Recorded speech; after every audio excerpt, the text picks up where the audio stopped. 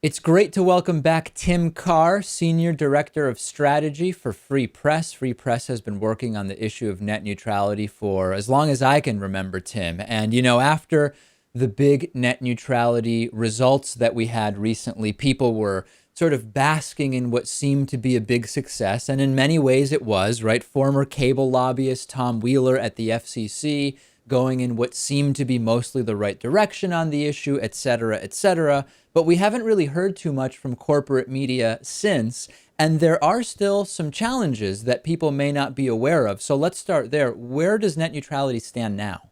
Well, as you noted, we had this amazing public interest victory in February of this year when the FCC decided to treat internet access providers as common carriers, meaning that they had to protect net neutrality. Of course, as with most things in Washington, nothing is ever final. And when you're talking about companies like Comcast, AT&T, and Verizon, they're very powerful. They're very influential in D.C., and they have armies of lawyers and lobbyists. They spend a lot of money on campaign contributions. So we've been seeing efforts in Congress. We've been seeing efforts in the courts.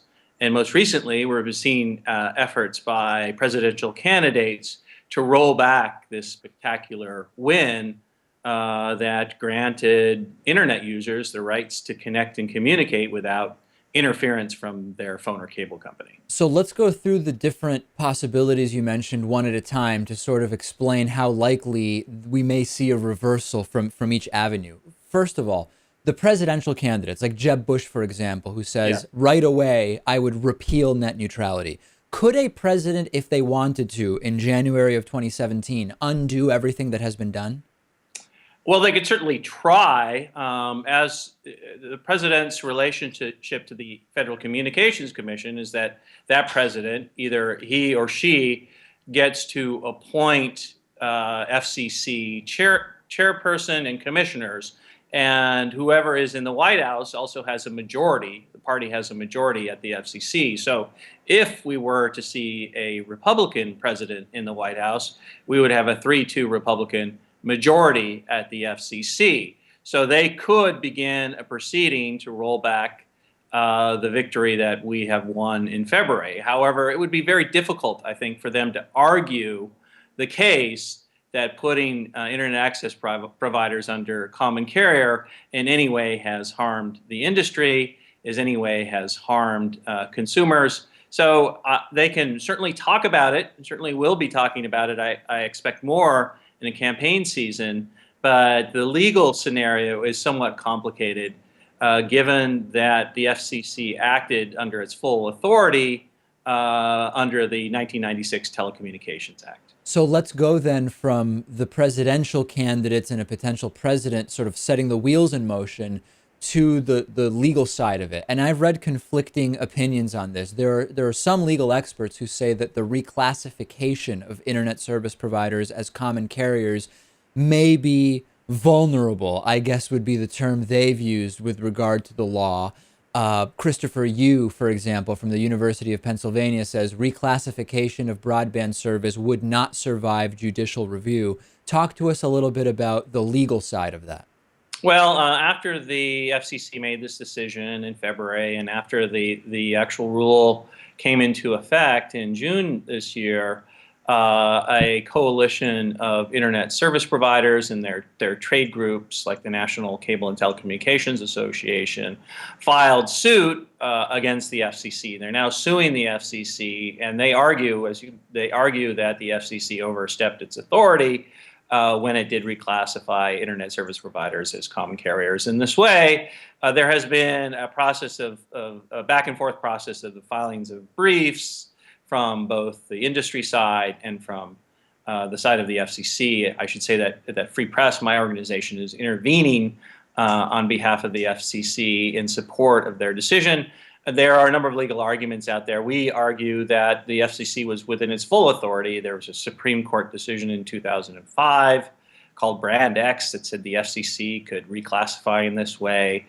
They were very clear in the order how they would act and from what authority They were reclassifying. So there's a very clear legal path, and the only problem that the FCC ran into previously, it had lost a previous court challenge when it tried to protect net neutrality under what's called Title I of the communications, is that it did the wrong thing then, and what it's done in February of this year was to correct past mistakes that were actually challenged and successfully challenged in the courts, and do the right thing by reclassifying internet service providers under Title II. I understand it gets a little wonky, but I think in this case they've actually been much more clear on the legal precedents that allows them to act in this way. So there's sort of two legal arguments that could be made, I guess. There's the one you're talking about, which is that of whether the FCC had the authority to make the reclassification. Could there be another argument, sort of a second order argument, which is, fine, even if we grant that the FCC had the authority to do this, did they do this correctly? In other words, what is the barometer that is used to determine whether a particular service is a common carrier? Well, I mean, there are a lot of ways that they can argue that. One of the arguments that you mentioned is that the process was done in a way that is questionable. One of the arguments that Governor Jeb Bush has put forward is that the FCC was acting very privately. They made this decision without transparency, without disclosure, which is kind of funny when you consider that the proceeding itself lasted more than a year and involved more than 4 million comments from the public, of which were publicly available via the FCC site. So yes, there are a number of procedural questions that they will put forth. When I say they, the industry lawyers have also argued that this ruling somehow violates the First Amendment rights of these corporations. They've said that the First Amendment grants companies like Comcast, Verizon, and AT&T to be the quote-unquote editors of the internet. That is, they have the right under the First Amendment to censor internet content. So that's another argument that's been put out there that I think is a pretty questionable on the merits. It also twists the intention of the First Amendment in ways that I would imagine would have someone like George Orwell spinning in his grave.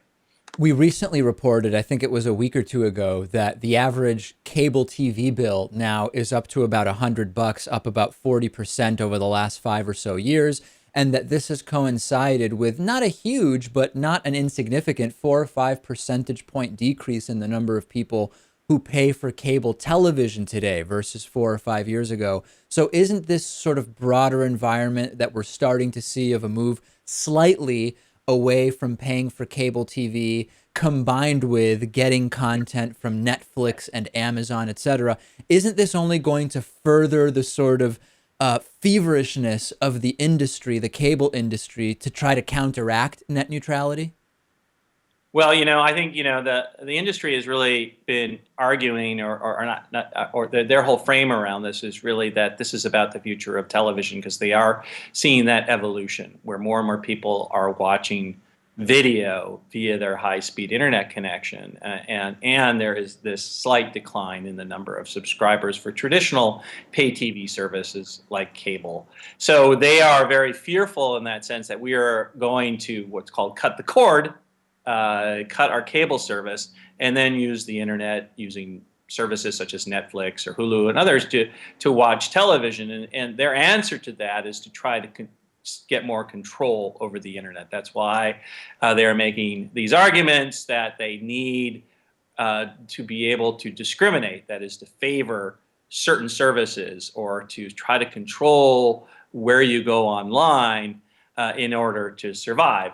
It's worth noting that the phone and cable industry reports anywhere from 60 to 70% profit margins when it comes to providing broadband internet services. So while they may be concerned about this evolution away from traditional television towards a sort of an internet video experience, they still continue to profit very handsomely from providing high-speed internet services without this kind of blocking to customers. Last thing in the limited time we have left, Tim, back when we still weren't sure what ultimately would happen with the net neutrality decision, there was a very clear ask for people to call every level of elected official that they could get on the phone or an email. Is there a clear ask or a clear action item now for our audience, for example? Well, there are a number of things going on right now. One of the things that people can do is go to a website called Internet 2016, internet2016.net, which is a new effort to get all of the presidential candidates out there to pledge to support an open internet. So if you go to internet2016.net, you'll find a pledge action which is tied to the upcoming 2016 elections, where we want to make sure that any candidate who runs for public office includes an internet policy platform that is very supportive of issues like net neutrality, open access, promoting universal access to the internet, protecting the privacy of internet users. So we have a whole platform at that website in a way for people to take action to make sure that their candidates, their local candidates, and maybe the candidates that they're supporting for the White House are pro-internet candidates. All right, Tim Karr, Senior Director of Strategy for Free Press. Thanks, Tim. My pleasure.